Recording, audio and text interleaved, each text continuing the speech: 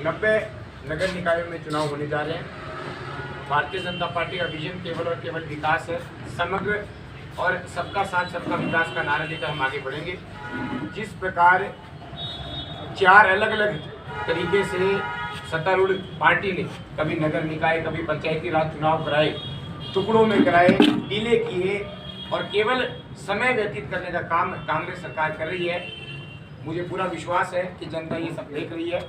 न केवल भादरा, नोहर, रावतसर, पीलीबंगा और संगरिया, अपितु पूरे 90 नगर निकायों में, अधिकांश नगर निकायों में भारतीय जनता पार्टी अच्छे वोटों से जीत दर्ज करेगी।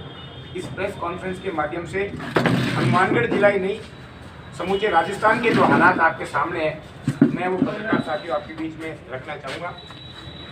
अभी तो पंचायती राज चुनाव हुए, नगर निकाय चुनाव हुए, जमकर सरकारी मशीनरी का दुरुपयोग कांग्रेस ने किया, परंतु उसके बावजूद भी सत्तारूढ़ पार्टी को मुंह की खानी पड़ी।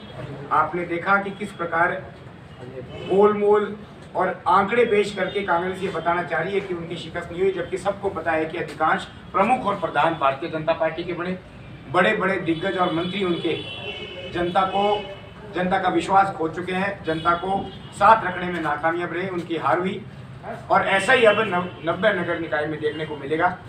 कोरोना काल में बहुत अच्छा प्रबंधन हम कांग्रेस का नहीं कह सकते।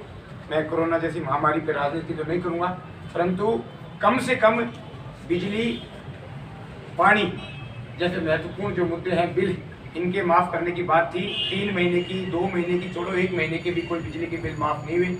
उल्टा घोषणा पत्र में कांग्रेस ने कहा था कि सरकार बढ़ने के उपरांत बिजली के दरों में वृद्धि नहीं होगी, और वृद्धि भी इतनी हुई कि बेहताशा वृद्धि, 1 गुना, 1.5 गुना, 2 गुना, 3 गुना वृद्धि। आज बिजली का बिल आम आदमी को करंट मार रहा है, पानी के बिल कहीं भी माफ नहीं है। सबसे के जो दाम है वो अन्य प्रदेशों की तुलना में राजस्थान में ज़्यादा है। कांग्रेस सरकार हमेशा केंद्र सरकार पे ये आरोप लगा के पल्ला झाड़ना चाहती है कि आप महंगाई बढ़ा रहे हो या पेट्रोल और डीजल के दाम कम नहीं करें, जबकि ये पूर्ण रूप से सत्य नहीं है।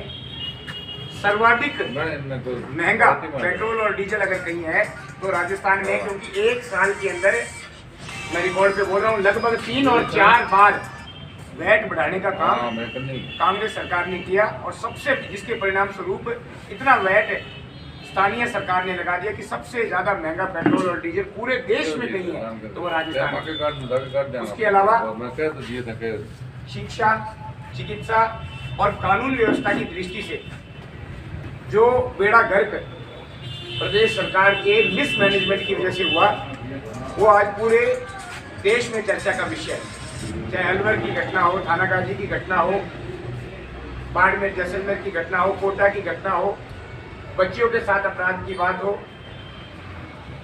हमारे अनुसूचित भाइयों के साथ अपराध की बात हो, पुजारी के जलने की घटना हो, मैं ये कहूँगा कि प्रशासन पूर्ण रूप से नाकाम रहा।